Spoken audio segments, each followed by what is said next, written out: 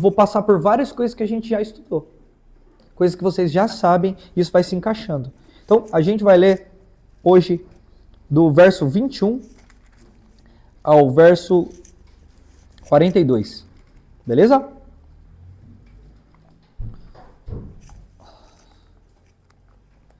Todo mundo achou aí? Maravilha! Deu boa, né, galera? O texto fala bem assim. Uma grande multidão seguia Jesus apertando... Ah, não, peraí, gente. Falei errado. É do 21, eu comecei a ler do 25, desculpa. Tendo Jesus voltado de barco para o outro lado, reuniu-se em volta dele uma grande multidão. E ele estava junto do mar. Então chegou um dos chefes da sinagoga, um homem chamado Jairo, e vendo-o, prostrou-se aos pés de Jesus e lhe pediu com insistência: minha filhinha está morrendo. Venha impor as mãos sobre ela, para que ela seja salva e fique viva. E Jesus foi com ele. Uma grande multidão seguia Jesus, apertando por todos os lados. Estava ali uma certa mulher que havia há 12 anos sofrendo de uma hemorragia. Ela havia padecido muito nas mãos de vários médicos, gastado tudo que tinha, sem contudo melhorar de saúde. Pelo contrário, a cada vez que passava piorava mais. Tendo ouvido sobre a fama de Jesus, a mulher chegou por trás, no meio da multidão, e tocou a roupa dele. Porque dizia: se eu apenas tocar na roupa dele, serei curada. E logo em seguida a hemorragia se estancou. E ela sentiu no corpo que estava curada de todo aquele mal. Jesus, reconhecendo imediatamente que dele havia saído poder, virou-se em meio à multidão e perguntou: quem tocou a minha roupa? Os discípulos responderam: Senhor, estás vendo que essa multidão o aperta e ainda pergunta quem te tocou? Ele, porém, olhava ao seu redor para ver quem tinha feito aquilo. Então aquela mulher, amedrontada e trêmula, ciente daquilo que havia lhe acontecido, veio, se prostrou diante de Jesus e declarou toda a verdade. Então Jesus disse àquela mulher: filha, a sua fé salvou você. Vá em paz e seja livre desse mal. Enquanto Jesus ainda falava, chegaram alguns da casa do chefe da sinagoga e disseram a ele: a sua filha morreu. Por que ainda incomodas o mestre? Mas Jesus, sem levar em conta tais palavras, disse ao chefe da sinagoga: não tenha medo, apenas creia. Jesus não permitiu que ninguém o acompanhasse a não ser Pedro e os irmãos Tiago e João. Chegando à casa do chefe da sinagoga, Jesus viu aquele alvoroço e que muitos choravam e pranteavam. Ao entrar, ele disse: vocês estão alvoroçados e chorando porque essa criança não está morta, ela apenas dorme. Eles riram dele. Mas Jesus, mandando todos saírem dali, levou consigo o pai e a mãe da criança e os que vieram com ele, e entrou onde ela estava. Tomando a criança pela mão, disse: Talita cumi, que quer dizer: menina, digo a você, levante-se. Imediatamente a menina, que tinha 12 anos, se levantou e começou a andar. E todos que estavam ali ficaram muito admirados. Mas Jesus ordenou expressamente que ninguém soubesse e mandou que dessem de comer àquela menina. Palavra do Senhor?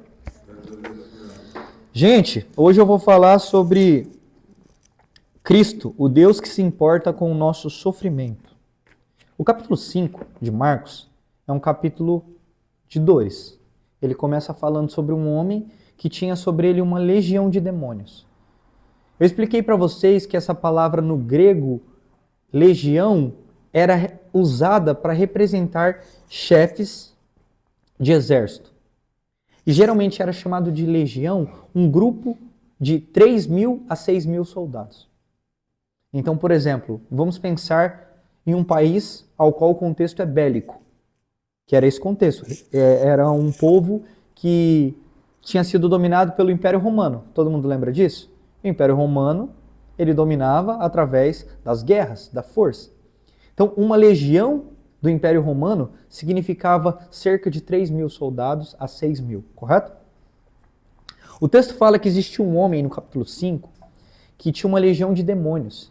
E essa legião de demônios o afligia de forma profunda. O texto fala que esse homem vivia pelado, ele se escondia em cavernas, gritava, se autoflagelava, e quando as pessoas tentavam contê-lo, tamanha era a força que muitos homens não conseguiam segurá-lo. Imagina, se ele tinha sob si a força de 6.000 demônios, ou 3.000, como homens conseguiriam contê-lo com sua força? Tamanha era a situação daquele homem. Cristo aparece na história, restaura a vida daquele homem e o devolve para a sociedade não mais como um endemoniado, mas como um homem restaurado e um missionário. O texto fala que logo após Cristo curá-lo e restaurá-lo, aquele homem é encontrado são, com vestes, de forma digna. Vocês lembram que eu compartilhei com vocês? Só que aquela cidade não gostou da situação. Por quê? Porque Jesus, de uma forma diferente de tudo que ele tinha feito até aqui, resolveu expulsar aqueles demônios daquele homem e jogar num monte de porcos. Falando sobre porcos, Palmeiras não tem mundial, né? Então, vamos voltar ao texto sagrado. Aquele povo de Gadara ficou extremamente irritado com aquela situação. Completamente irritados. Por quê? Economicamente aquilo não era viável. Uma das partes ao qual aquela cidade tinha grana e obtinha dinheiro era através do cultivo e da venda de porcos. Jesus Cristo entra no rolê, restaura a vida daquele homem, só que o mal que estava sobre aquele homem não está mais sobre ele, agora veio sobre nós, ou seja, foram nossos porcos que foram mortos. Isso gerou tamanha raiva nas pessoas que elas falaram, Jesus, já deu, já, volta embora, cara. Por isso que o texto começa dizendo que ele voltou para o outro lado do mar, certo? Vocês lembram o que tinha do outro lado do mar? Uma grande multidão, ao qual ele pregou a parábola do semeador. Você viu quando a gente vai lendo verso a verso, a gente consegue linkar as coisas? Olha o contraste, irmãos. Enquanto uma cidade rejeitou Jesus, ele vai para o outro lado do mar, tipo, sai aqui da praia central, chega em Estaleiro, Laranjeiras, na verdade, né? Que dá o outro lado do mar. Tem uma multidão esperando ele. Enquanto um povo rejeitou Jesus, mesmo vendo o seu milagre desse lado, o chefe da sinagoga estava esperando Jesus. Que contraste, né? De um lado, no verso 17, o povo dizia, por favor, vai embora daqui. No verso 23, o chefe da sinagoga disse, por favor, venha comigo. Jesus aparece para um cara chamado Jairo. Quem era Jairo? O texto diz, ele era um rabino, um líder da sinagoga. Gente, o status social desse cara era extremamente significativo. Ele representava a mais alta casta religiosa da época. Gente, dentro desse contexto, o status religioso era um status social e político.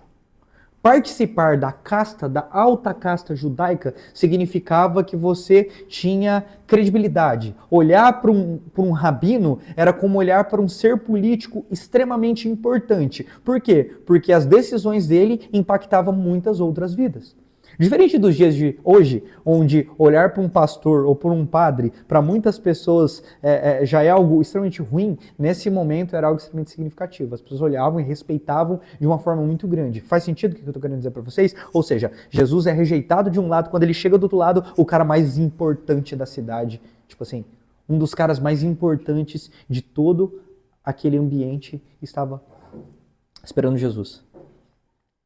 Ou seja, a gente está diante de um dos homens mais conceituados, representante do lugar onde era a casa de Deus, agora, diante de Jesus. Sabe como? Prostrado, desesperado, falando, mestre, me ajuda, minha filha está morrendo. Vocês lembram que alguns versículos para trás, nós estudamos que o contexto de Jesus com os fariseus não era bom? Onde Jesus ia, fariseus estavam infiltrados ali, tentando achar alguma falha na pregação de Jesus para taxá-lo como herege e prendê-lo como agitador. Vocês lembram que uma casta muito importante dos fariseus acusou Jesus de fazer milagres em nome de demônios? Quem lembra disso? Jesus disse, vocês estão blasfemando. Olha que contraste. Um dos fariseus mais importantes tem uma atitude contrária.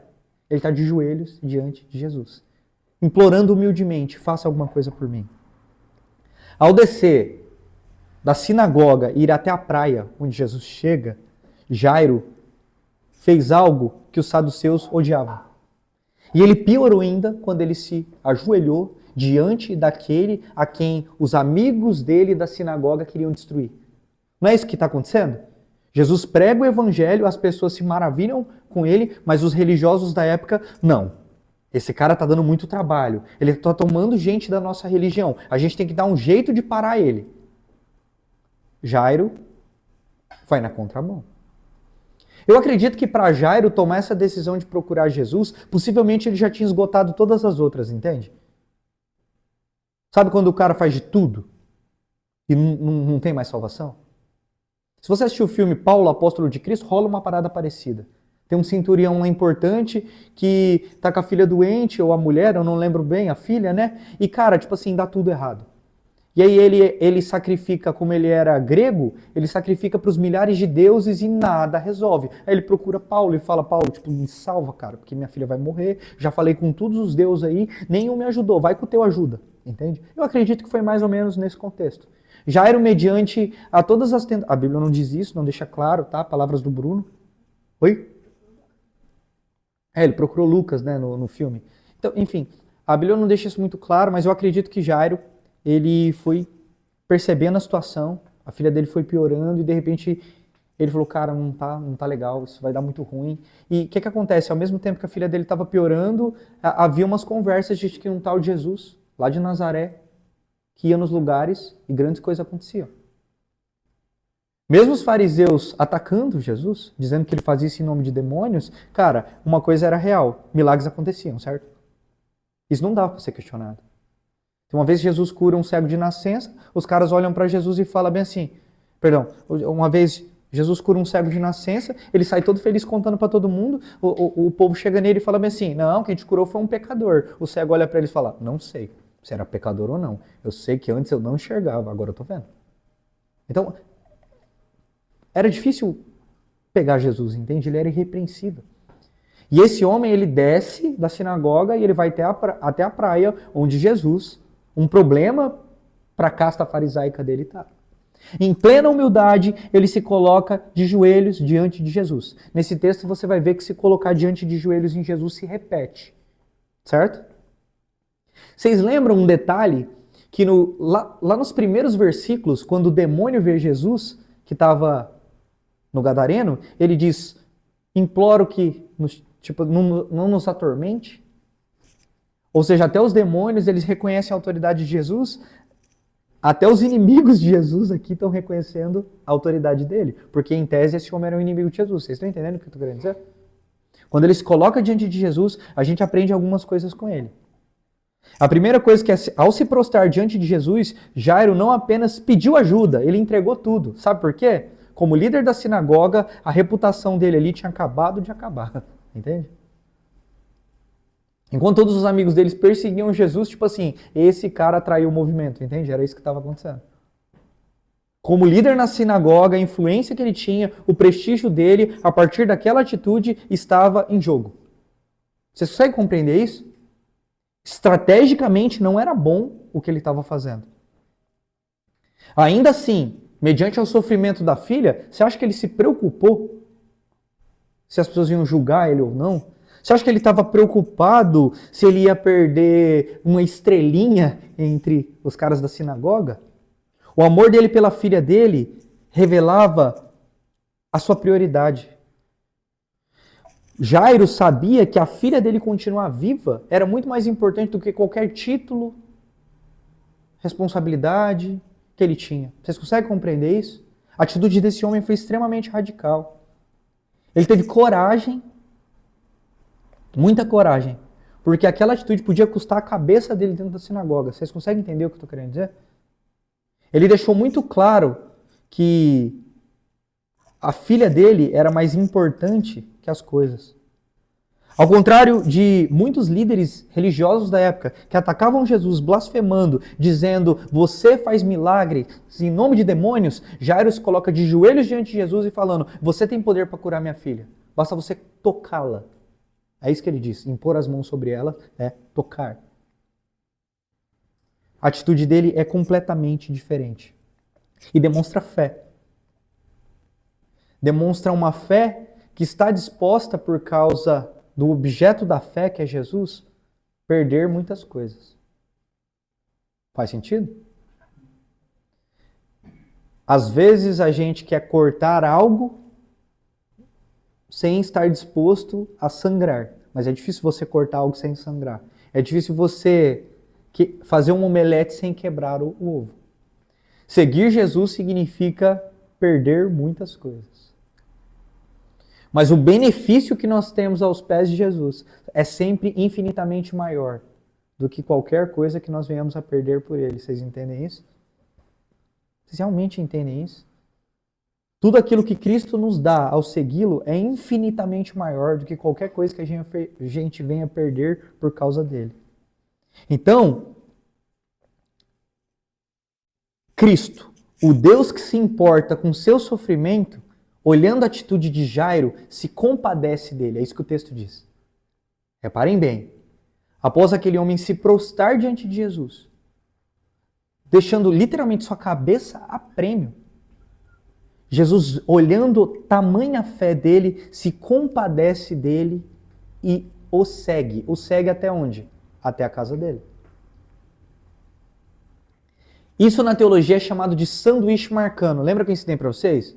Gente, Marcos ele tinha um estilo de literatura diferente. Marcos fazia uma coisa o tempo inteiro, ele faz no seu livro, que é, ele introduz uma história, de repente ele corta aquela história, ele coloca uma história e depois ele volta na história que ele começou. É tipo fazer um sanduíche, sabe? Tu coloca o pão, depois tu coloca o hambúrguer, o queijo, depois tu fecha com o pão. É isso que ele vai fazer agora. Então, literalmente, irmãos, o pão foi cortado, a manteiguinha foi passada, está totalmente selado. Agora é hora de dar lugar à estrela da noite, o blend artesanal, que já está descansando para colocar em cima do pão. Colocou a primeira história, agora ele entra com outra história de uma mulher que aparece literalmente do nada. Jesus chega, presta atenção, na praia. O Jairo vai até o encontro dele. Jesus se compadece e fala, tudo bem, vamos até a sua casa. Eu vou curar tua filha, eu vou até lá. No meio do caminho, a história diz que tinha muita gente. É isso que o texto fala, certo? Isso faz a gente lembrar de Balneário Camboriú na temporada, né? Gente, temporada é embaçado, né? Você vai andar pelas calçadas quase que sem espaço, né? Uma temporada boa, né? Porque a última não foi muito assim. Mas na temporada boa, gente, você tem a sensação de onde você anda, parece que tem gente brotando do chão. Você já viu isso? Tu abre a geladeira da tua casa, se alguém, olha que tá ali. É muita gente que tem na cidade. Tu vai comprar pão, 9 horas da manhã não tem pão. A cidade lota. É mais ou menos isso que estava acontecendo. Jesus chega, a praia literalmente lota. Cara, quem foi virar o ano na praia? Ano passado.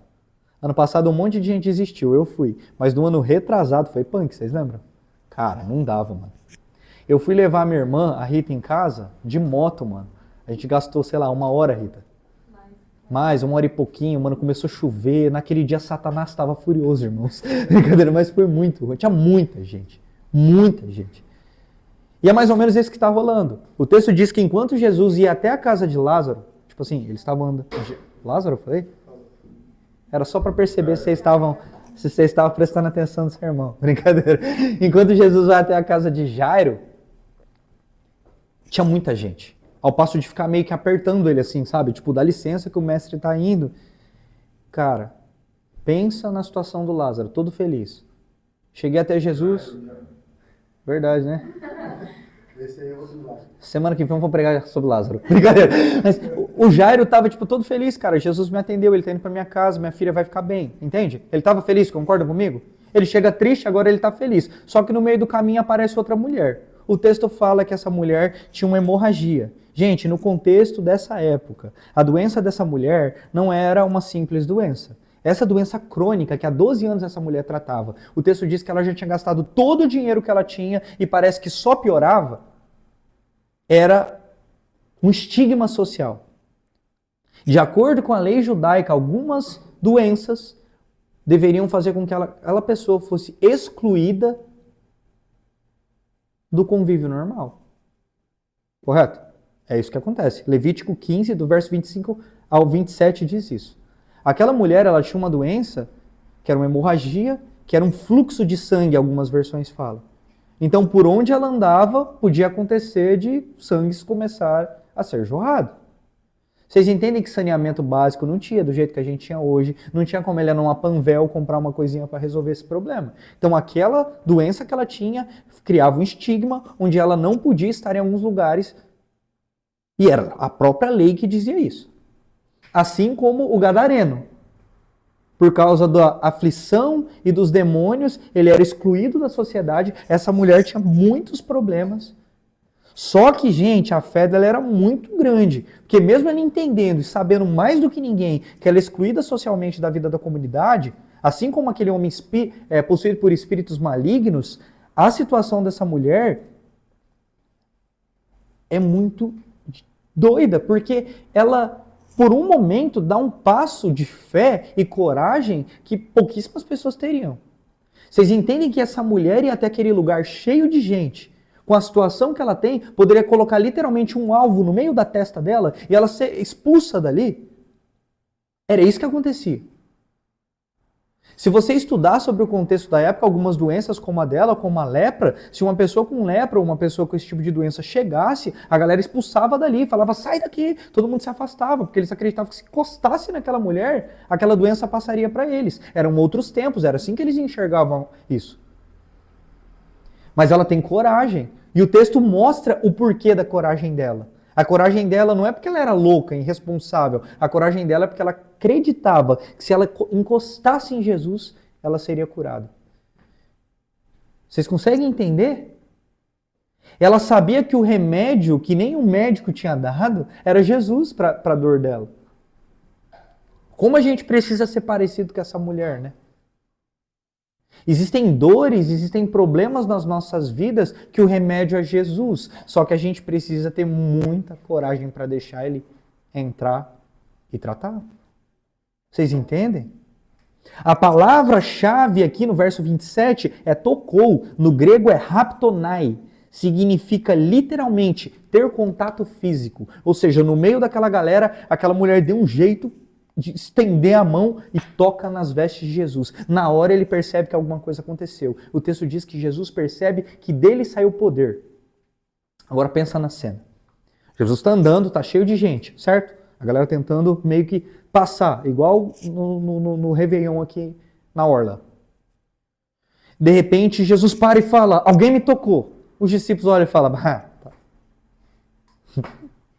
Sério, alguém te tocou. Óbvio que alguém te tocou. Tem muita gente. Muitas pessoas te tocaram. Aí Jesus, não, mas de mim saiu o poder.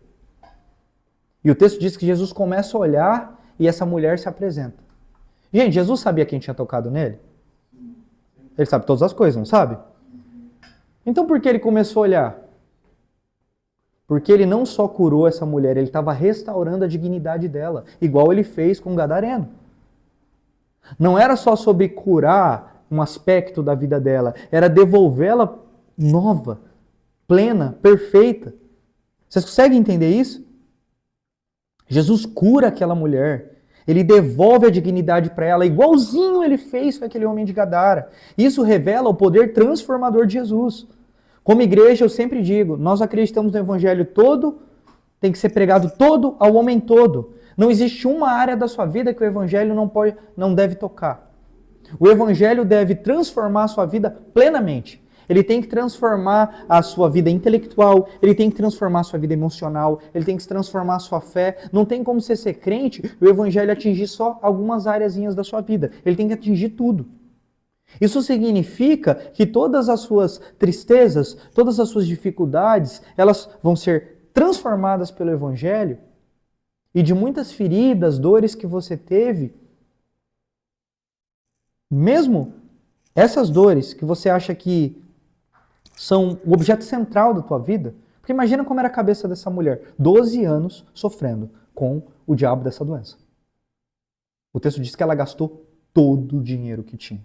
Mano, alguns de vocês aqui, igual eu, tem problemas que carregam há 12 anos, 10 anos, muito tempo, certo? Dói, né? Machuca. É difícil lidar com eles.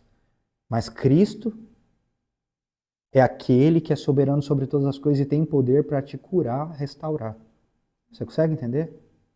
Gente, isso é mágico. E somente quem entende realmente o Evangelho, tem sua vida transformada por Cristo, pode ter a alegria que essa mulher encontrou. Às vezes eu olho para algumas áreas da minha vida onde Cristo foi transformando. Hoje eu estava caminhando, né? Fazendo meu cardio lá do dia. E eu estava pensando sobre a minha vida, né? Tipo, existem tantas coisas na minha vida, gente, que eu tinha tanta raiva, sabe? De coisas difíceis que eu passei na infância, sei lá, na juventude, eu tinha raiva. Eu fui movido a vida inteira por ódio, por raiva. E hoje eu olho para algumas dessas áreas, sabe? Que Cristo transformou em mim e ele substituiu aquele sentimento de ódio, de raiva por um sentimento de amor, que eu consigo olhar para aquelas pessoas e ter misericórdia delas. Então, existem coisas que para você é impossível, existem áreas que para você perdoar, seguir em frente, sem aquilo é impossível, mas Cristo é capaz de restaurar tudo. Cara, você precisa entender isso, porque tem gente que vem pra igreja, tem gente que busca Jesus, e ele acha que, tipo assim, Jesus é um band-aid pra hemorragia, sabe? Ele só, tipo, esconde um machucadinho. Não, Jesus cura, transforma, restaura tudo. Gente, eu já vi gente entrar na igreja quebrado, lascado. Você olhava pra vida do cara, dava dó. De repente, com um ano, você começa a ver o evangelho transformando a vida daquele cara, e aí, de repente, anos vão se passando, aquele cara se transforma em outra pessoa. Aí as pessoas chegam e falam, nossa, o irmão é tão calmo, né? Aí você fica, graças a Deus, você não conheceu antes. O homem era nervoso. Deus foi transformando. Deus foi restaurando. Deus transforma, irmãos. Deus pega a gente medrosa e injeta coragem no coração da pessoa. E aquelas pessoas vivem coisas grandiosas. Jesus cura. Eu vi jovens com a vida arrebentada, com famílias totalmente destruídas. Eu vi Cristo entrar na vida deles, transformar completamente. E esses caras se tornarem os melhores pais que eu já vi na vida. Tipo, gente que falava de família sem fazer ideia do que é uma. Hoje tem uma família incrível, porque Cristo mudou a história daquela pessoa. Cristo muda a história. Cristo se importa com o seu sofrimento. Aquela mulher sofria há 12 anos. Ela já tinha tentado de tudo, já tinha gastado todo o dinheiro. Ela só encontrou respostas quando ela se colocou aos pés daquele que tinha todas as respostas. Gente, isso é muito sério. A gente acredita que o Evangelho pode restaurar a sua vida. O Evangelho dá dignidade para as pessoas. Quando Cristo fala quem me tocou e ela aparece, ela não era mais uma mulher excluída agora, rejeitada por causa de uma doença. Ela era alguém agora amada e curada. Vocês conseguem entender isso? Cara, isso é muito bonito. Se realmente tu entender isso, cara, isso vai mudar a maneira com que você enxerga a sua fé. Sabe por quê? Porque toda vez que você orar, você não vai estar falando com o teto, você vai estar falando com Jesus que restaurou a vida daquela mulher, entende? E ele faz o mesmo na vida de todos aqueles que se prostram em fé diante dele. Cara, entender essa parada faz você parar de ter uma vida de fé mentirosa, que você é crente no domingo à noite durante 2 horas, que é a coisa mais fácil do mundo, e faz você ser crente mesmo.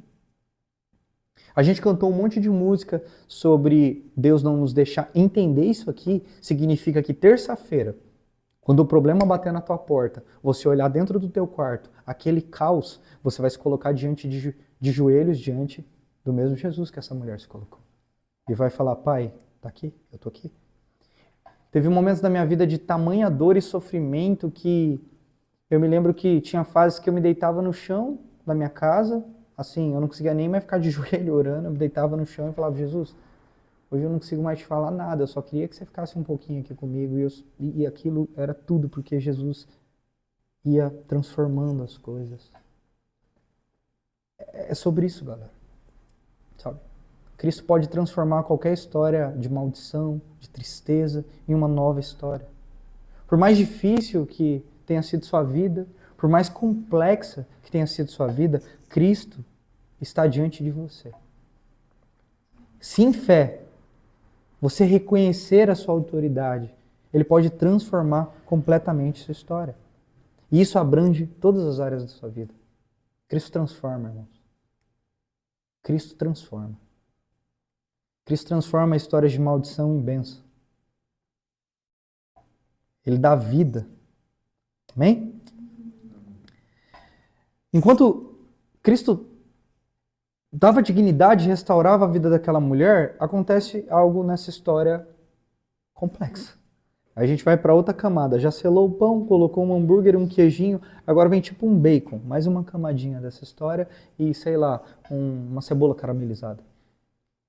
Jesus restaura, a história está acontecendo, de repente, mensageiros vindo da casa de Jairo chegam onde Jesus está. E o que eles falam? Jairo, deu ruim, cara. Enquanto vocês pararam aí para atender a moça, deu ruim. Tua filha não sobreviveu, não. Então, assim, deixa o mestre embora, vai. Para de incomodar o cara. Assim, infelizmente, não deu bom a história. Gente, eu fico imaginando a cabeça do Jairo. Sabe quando em segundos passa um filme na tua cabeça? Eu fico imaginando a cabeça dele. Tipo assim, pô, moça, que timing errado, hein, se aparecer agora. Com mais 5 minutinhos, Jesus salvava a menina. Imagina como o coração dele começou a se desesperar. Tipo assim, poxa, eu fui até Jesus, eu coloquei minha cabeça a prêmio, amanhã eu posso perder meu emprego. No meio do caminho aparece essa moça, ele restaura a vida dela e minha filha morre. Tipo, poxa vida, hein? Troféu joinha pra situação. Que situação, né, galera? Só que essa situação desses caras falando, Jairo triste, é interrompida diretamente com Jesus. Jesus fala, fica calmo, Jairo. Tipo Cristiano Ronaldo, eu tô aqui. O texto diz no verso 36, não temas, apenas creia. E esse é um ponto que a gente tem que começar a pensar nas nossas vidas nesta noite. Como é difícil olhar para Jesus, não temer, apenas crer. A gente esquece disso no primeiro dia sem vender na nossa empresa. A gente esquece disso no primeiro probleminha que bate na nossa porta. A gente esquece. A gente esquece que Jesus, poucos versos atrás, acalmou uma tempestade. A gente esquece que Jesus, poucos versos atrás, expulsou demônios de um cara que muitos homens não conseguiam prender. A gente esquece que Jesus é Deus quando os problemas vêm. Em momentos de crise como esse que Jairo enfrentava, a nossa fé é colocada a provas, literalmente.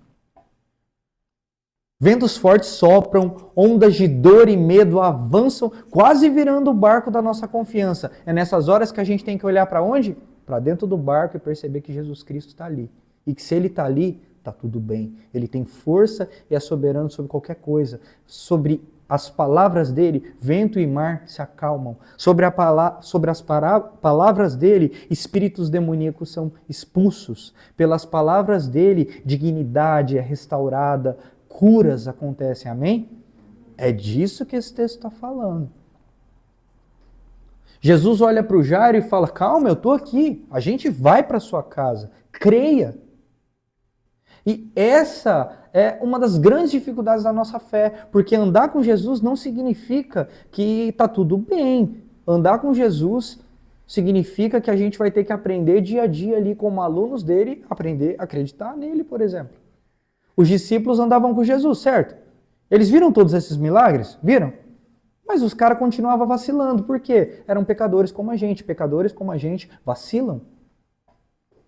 Então, por isso que enquanto a gente anda com Jesus, na caminhada ele nos transforma. Cristo garante a salvação para a gente lá no futuro, mas durante todo esse processo ele nos santifica, ele vai melhorando, vai transformando um coração de pedra em um coração de carne. Ele vai transformando um mentiroso em alguém que fala a verdade. Ele vai mudando, restaurando, dando dignidade às nossas vidas. E é isso que ele está falando para esse cara. Ele fala, calma, creia, eu estou aqui. Aquilo que você precisava está diante de você. Tipo assim, Jesus fala, sua filha está tipo dormindo só. Mas dormir aqui é literalmente isso mesmo, entendeu? Mas Jesus só podia falar isso por quê? Porque ele tinha poder sobre a morte. E olha o spoiler. Cristo tinha poder sobre a morte. É isso que esse texto mostra, não é? E isso seria cumprido de forma plena onde? Na cruz. Quando ele mesmo venceria a morte. Mas aqui ele já mostra que a morte tinha morrido de medo quando Jesus nasceu. É isso que acontece. Deus é mais forte que a morte. Em tempo de desespero, de guerra, a gente não tem que parar de lutar.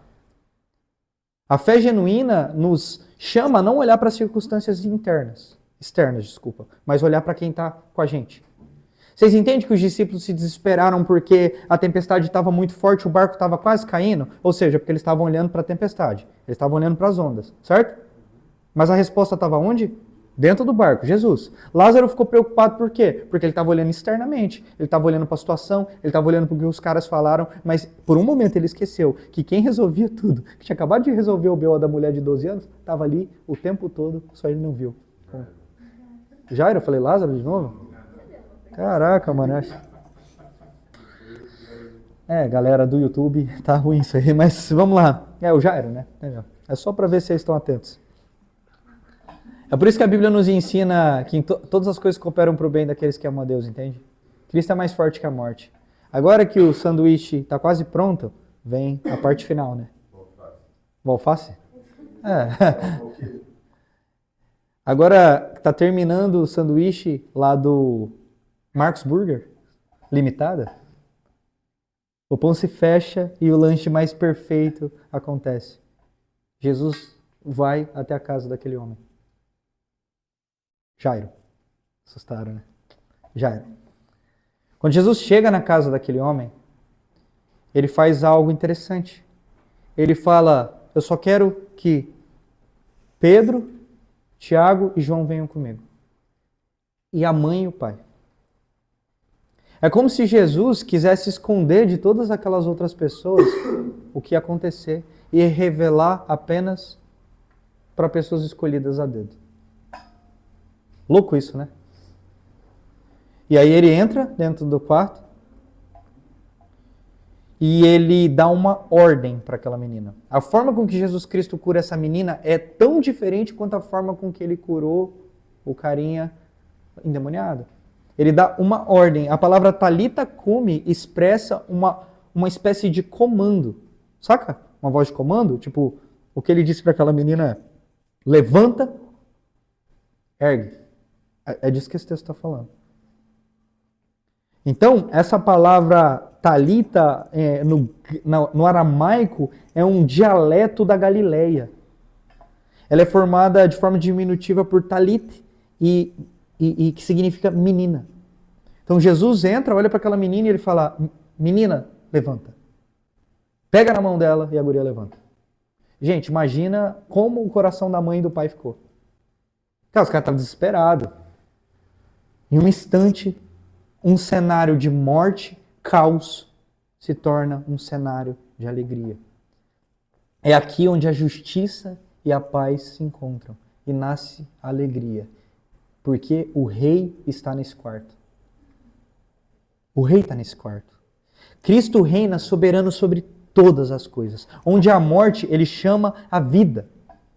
Isso nos lembra da nossa situação antes de Jesus. Porque não é justamente isso que Jesus fez espiritualmente conosco? A Bíblia diz, vocês estavam mortos em seus pecados e delitos. Mas por causa de Cristo, da graça de Cristo, do sangue de Cristo, agora vocês são vivificados por Ele. Ou seja, regenerados. É literalmente tirar da morte pessoas vivas.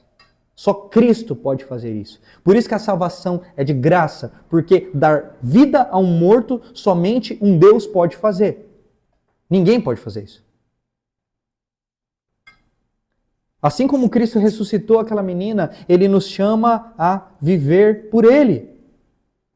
Quando tudo parecia perdido, Cristo nos alcança. Ele restaura as nossas vidas com poder e graça. O sol raiou sobre aquela noite escura. O choro que durou uma noite, agora é trocado pela alegria, porque o sol da justiça, Cristo, apareceu naquele lugar. Olha como a Bíblia se encaixa, galera. Como os salmos que a gente leu, que dizia que o choro dura uma noite, mas a alegria vem pela manhã, a alegria vem por causa do sol da justiça, que é o próprio Jesus. É isso que a gente leu nesses salmos. Quando Jesus entra naquele quarto, lembra que eu disse no início da nossa reunião, que é como ligar as luzes? Acabou as trevas. A luz vence as trevas. A justiça e a paz se encontraram. A alegria nasce novamente naquela casa. Por quê? O Rei dos Reis estavam ali. Gente, a Bíblia fala que Cristo, presta atenção, a Bíblia fala que Cristo nos dá uma paz. E uma paz que o mundo não consegue perceber. Paz em Cristo não é ausência de problemas. Porque tempestades vêm e quase derrubam um barco. A filha do cara morreu. Essa mulher, mesmo sendo curada por Jesus, ela passou 12 anos sofrendo até encontrar Jesus. Mas quando Jesus entra na nossa história, tudo é transformado. Porque ele tem poder sobre todas as coisas. Vocês conseguem entender isso? É esse Jesus que te chama a viver por ele. Jonathan Edwards, em seu sermão sobre a obra redentora de Cristo, ele afirmou que Jesus não só tem poder para curar doenças, mas também para restaurar vidas, como ele fez com essa menina. E isso era uma pista do que ele faria plenamente na cruz. Gente, para um judeu, morreu já era. Não tinha esse negócio de ressurreição. Era um absurdo do mundo. Até hoje é um absurdo, né? Vamos ser coerentes? Esse é um dos maiores problemas da fé. Um monte de gente não consegue acreditar em Jesus porque é literalmente um absurdo uma pessoa ressuscitar. Eu sei que tem um monte de gente aqui que gosta de teoria de conspiração e etc. Mas imagina se agora aparecesse breaking news. Aí você entrasse, o Michael Jackson aparece fazendo uma live. Falando, Billie Jean. Brincadeira. Mas assim, ele apareceu numa live. E ele falando, gente, não morri, pegadinha do malandro, não sei o quê. O que vocês acham que ia acontecer? O mundo inteiro ia virar de cabeça para baixo. Ele podia aparecer o Michael Jackson, etc. As pessoas iam acreditar de primeira, um monte de gente ia acreditar, mas ele ia ter que ser submetido a provar que de fato ele era o Michael Jackson, faz sentido? Ele tem que fazer DNA, ele tem que fazer um monte de coisa, até que ele provasse mesmo que... E aí, depois ele ia ter um monte de problema, que forjou a própria morte, etc. Correto? A gente não vê morto ressuscitando todo dia, gente. A pessoa morreu, já era, caixão e vela preta. Acabou. Neste caso, não acabou. Não acabou não, porque Jesus deu vida para aquela moça. Literalmente, Jesus Cristo deu vida para aquela moça. E só Jesus Cristo para fazer isso. Porque ele fez com quem? Lázaro. Agora vocês encaixaram o que eu estou confundindo, né? Ele fez a mesma coisa com Lázaro, o amigo dele. Cara, o cara morreu, velho. Jesus chegou tipo um dia depois. O cara longe, né? Quando ele chega, a irmã vai desesperada até ele e ele fala, relaxa. O pai chegou. Ele ressuscita o cara. Ele ressuscita essa menina. Porque ele tem poder sobre a morte. Aplicações pastorais para a gente finalizar aqui, o capítulo 5. Jesus se importa com os marginalizados. Não há gente sem importância para Jesus.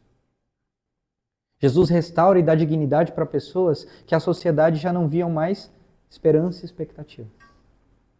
Só Jesus pode fazer isso, meu velho. Saca? Um cara que era excluído, vivia nas cavernas, ou seja, afastadíssimo das pessoas. Quase que um gótico excêntrico, né? Jesus restaura a vida dele. Jesus restaura a vida daquela mulher que era marginalizada, que era excluída. Eu estou falando isso aqui para vocês precisam prestar bastante atenção, porque Cristo vai mandar gente para a gente cuidar. E gente que a sociedade vai olhar sabendo todos os podres que fez. E sabe o que os crentes são profissionais em fazer quando essas pessoas chegam dentro da igreja? Esquecer como eles chegaram também. Você pode até achar que você é melhor que as pessoas, porque o pecado dele tem um nome diferente que o teu. Mas o veredito da Bíblia é que todos vocês são canalhas igualmente.